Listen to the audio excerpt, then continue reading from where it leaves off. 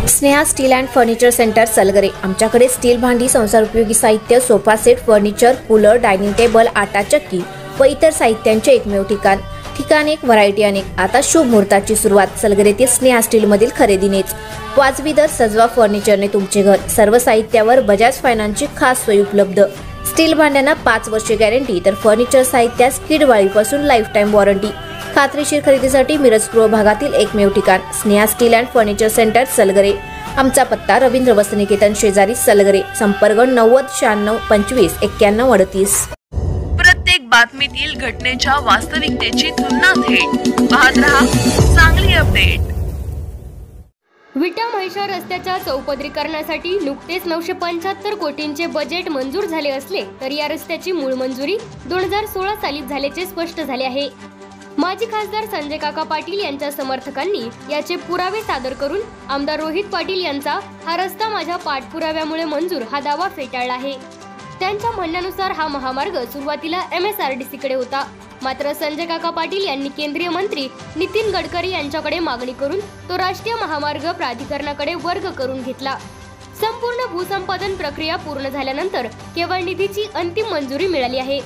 दरम्यान आमदार पाटील यांनी या प्रकल्पात केवळ तासगाव बायपास संदर्भात किरकोळ सूचना केल्याचेही स्पष्ट करण्यात आले।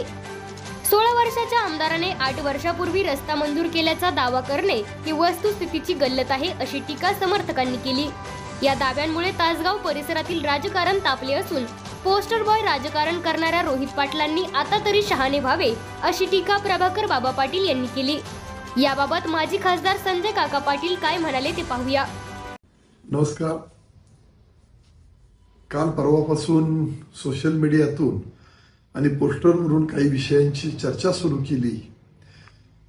या मनमाड टू चिकोडी मार्गे बेळगाव असा हा जो रोड मंजूर झालेला आम्ही करून घेतला होता गडकरी साहेबांच्याकडनं, ते 2014 पासून प्रयत्न होते। त्या कामकाजात घेऊन 16 पासून त्या कामकाजाला बऱ्यापैकी सुरुवात झाली आणि माऊली ते विटा आता काम 1 महिना, 1.5 महिना, 2 महिने सुरू झालेलं आहे। तेही काम लवकर 2-3 महिन्यात आवरलं जाईल। तासगाव विटा टू काकडवाडी म्हैसाळ हा जो रस्ता आहे तो आपण 4 लेन केलेला आहे।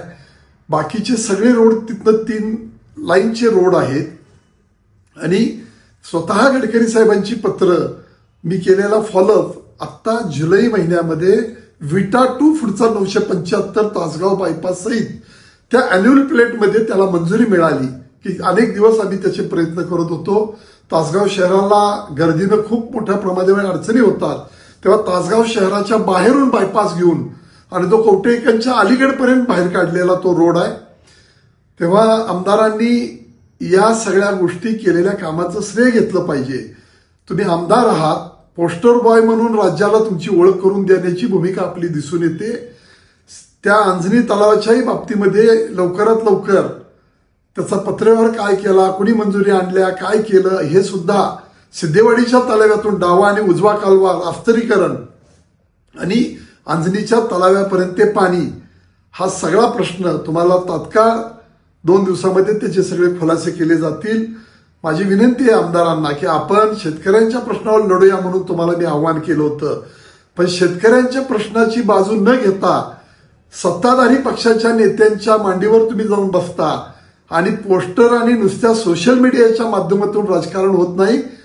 इथून पुढे तरी आपण जरा सावधानता बाळगा की आपण काय करतोय, आपलं वय त्यावेळी किती होतं आणि आता गडकरी साहेबांना 2 वेळा भेटून आलो आणि ते फोटो लावले म्हणजे जनता एवढी दूधखुळी नाही। तेव्हा आपल्या मर्यादेचं पालन आपण निश्चित करावं, ही भूमिका या निमित्ताने मी व्यक्त करतोय।